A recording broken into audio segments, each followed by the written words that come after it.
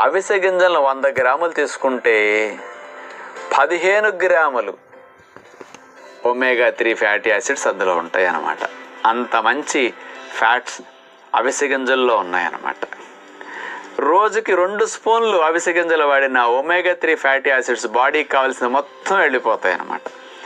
ఇలాంటి అవిసె గింజలను మనం ఒట్టిగా తినలేము, జిగటగా ఉంటాయి, పచ్చిగా బాగోవు, ఏమైనా గ్రైండ్ చేసిన పేస్ట్ లాగా వచ్చి జిగటగా అయిపోతాయి, బాగోవు.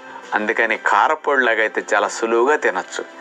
మన పద్ధతిలో హెల్దీగా omega-3 ఫ్యాటీ యాసిడ్స్ని బాగా అధికంగా కలిగి ఉన్న అవిసె గింజల కారపొడి, జబ్బులు ఉన్నవారు, మంచి కొలెస్ట్రాల్ HDL బాగా పెరగాలనుకునేవారు, బ్యాడ్ కొలెస్ట్రాల్ రిస్క్ నుంచి తప్పుకోవాలనుకునేవారు, గుండె ఆరోగ్యాన్ని బ్రతికినన్నాళ్ళు సంరక్షించుకోవాలనే తపనున్నవారు ఈ అవిసె గింజల కారపొడిని కొట్టి ఇంట్లో ఉంచుకోండి.